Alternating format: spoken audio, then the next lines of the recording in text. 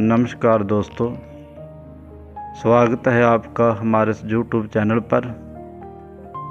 आज हम बात करेंगे कि दुनिया के एक ऐसे मुसलमान के बारे में और दुनिया के पहले और आखिरी ऐसे मुसलमान के बारे में जिसने पश्चिम दिशा को छोड़ करके पूर्व दिशा की ओर मुँह करके नमाज पढ़ी थी। आप लोग जानते होंगे कि मुसलमान जब भी नमाज पढ़ता है तो उसका जो मुँह होता है वो पश्चिम की दिशा की ओर हमेशा होता है। और इस शख्स का नाम था पीर भीखम शाह। और पीर भीखम शाह बहुत ही अच्छे, नेक दिल और हमेशा भगवान की, अल्लाह की इबादत में रहते, भजन बंदगी करते रहते। तो ये बात है 1666 की, जब एक दिन पीर जी ने ऐसा किया कि पश्चिम की दिशा को छोड़कर के पूर्व दिशा की ओर मुँह करके इसने नमाज पढ़ी। तो इनके जो शिष्य थे वो बड़ी हैरानगी से इनको पूछने लगे कि पीर जी, हम आपके पास पढ़ने के लिए आए हैं, इस्लाम धर्म के बारे में पढ़ रहे हैं, हम आपके शिष्य हैं, तो आपका फ़र्ज़ है कि हमको अच्छी शिक्षा दें, हमारी जो गलती है उसको हमको वो बताएं। लेकिन आप ही ऐसी गलतियां करेंगे तो हम आपके पास रहें ही क्यों, हम लोग पढ़े ही क्यों। तो पीर जी ने कहा कि क्या बात हुई। तो शिष्यों ने कहा कि पीर जी, आपको मालूम है कि मुसलमान हमेशा पश्चिम की ओर मुँह करके नमाज पढ़ता है और आपने आज पूर्व दिशा की ओर मुँह करके नमाज पढ़ी है। तो पीर जी कहने लगे कि ये मैं मानता हूँ कि मैंने गलती की है, लेकिन इस गलती का स्पष्टीकरण मैं आपको बोल के दूँ या आपको दिखाऊं। तो शिष्यों ने कहा कि अगर आप हमको दिखा दें तो बहुत अच्छा होगा। तो पीर जी ने कहा कि इसके लिए बहुत दूर जाना पड़ेगा, बहुत दूर। और शिष्यों ने कहा कि ठीक है, हम आपके साथ चलने को तैयार हैं।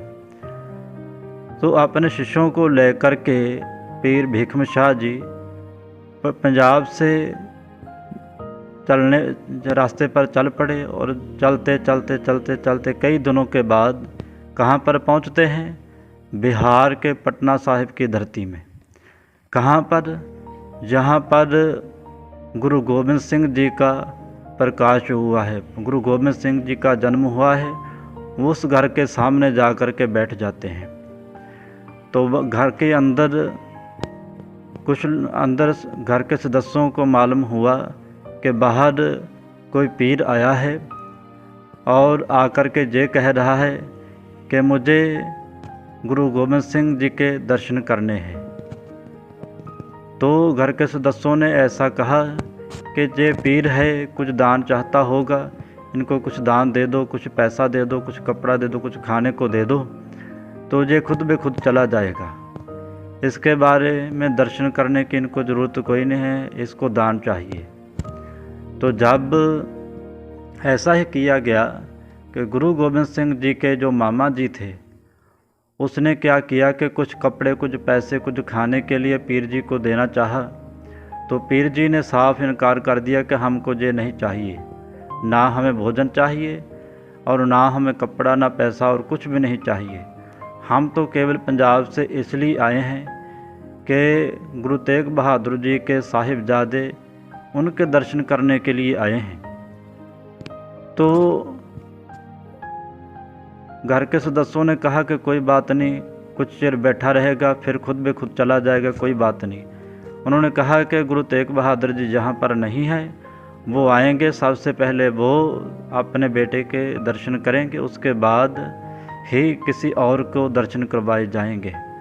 तो इसलिए पीर जी, आप भोजन खा लीजिए और कुछ पैसा ले लीजिए, जो भी चाहिए वो मिल जाएगा, लेकिन आपको इस बच्चे के दर्शन नहीं करवा सकते। तो पीर जी वहाँ पर दरवाजे पर बैठ गया। कितनी देर तक बैठा रहा। फिर क्या हुआ कि घर के जो उस वक्त सदस्य थे खास, उनमें से थे गुरु गोबिंद सिंह जी के मामा जी कृपाल चंद, गुरु गोबिंद सिंह जी की दादी माता नानकी जी। उन्होंने ऐसा कहा कि ये पीर ऐसे नहीं जाएगा, ऐसा करो कि साहिबजादे के गुरु गोबिंद सिंह जी के दर्शन इनको करवा दो तो ये तभी जाएगा। तो ऐसा ही किया गया कि गुरु गोबिंद सिंह जी को जो उस वक्त बाल थे उनको सुंदर कपड़े में लपेट करके पीर जी के आगे लेकर गए। और पीर जी ने क्या किया वहाँ पर कि 2 कटोरे लिए, एक में दूध और एक में पानी, और दोनों कटोरे जो थे गुरु गोबिंद सिंह जी के आगे किए। और गुरु गोबिंद सिंह जी ने दोनों पर अपने कोमल कोमल हाथ रख दिए, पहले दूध पर भी रख दिया और पानी पर भी रख दिया। और ऐसा करने पर पीर जी गुरु गोबिंद सिंह जी को सलाम किया, नमस्कार की और पीछे अपने डेरे की तरफ चलने पड़ा। तो उनके शिष्य कहने लगे कि पीर जी आपने जो किया हमको कुछ समझ नहीं आया है कि आपने क्या किया था। आपने जो गलती की थी कि पूर्व की दिशा की ओर नमाज पढ़ने की, आपने कहा था कि उनका स्पष्टीकरण दूंगा, लेकिन जहाँ पर जो आपने किया हमको समझ नहीं आई। तो पीर जी अपने शिष्यों को बताने लगे कि देखो बेटा, ये जो शख्स जिस बच्चे के मैंने दर्शन किए हैं, ये कोई बच्चा साधारण नहीं है। ये अल्लाह पाक ने एक महान रूह को, आत्मा को भेजा है, जो भगवान की बहुत ही प्यारी आत्मा है, उनको इस धरती पर भेजा है। और ये कोई आम साधारण बालक नहीं है। तो मैंने ये दूध और पानी के कटोरे भर करके उनके आगे इसलिए किए थे कि मैं जानना चाहता था कि ये जो महान आत्मा इस धरती पर आई है वो किसका पक्ष लेंगे, हिंदुओं का या मुसलमानों का। और उस शख्स ने, उस महान आत्मा ने इन दोनों पर हाथ रख कर के ये साबित किया है कि वो किसी का पक्ष नहीं लेंगे, भाव कि किसी को नुकसान नहीं पहुँचाएंगे। ये तो केवल दुष्टों को, जालिमों को ही ख़त्म करेंगे। वो चाहे अपने आप को हिंदू कहे, जहाँ वो अपने आप को मुसलमान कहे, चाहे वो अपने आप को सिख कहे। ये महान आत्मा केवल तो केवल दुष्टों का नाश करने आई है। इसलिए बच्चा, मैंने जब नमाज पढ़ी थी तो पूर्व दिशा की ओर इसलिए मुंह करके पढ़ी थी क्योंकि अल्लाह पाक ने इस महान रूह को इस धरती पर भेजा है। मैंने तो उस अल्लाह पाक को ही नमाज उसके चरणों में ही पढ़ी है, इबादत की है। वो उसने ये जो नूर भेजा है, मैंने तो उसी का मान सत्कार किया है, इसलिए मैंने कोई गुनाह नहीं किया है। नमस्कार।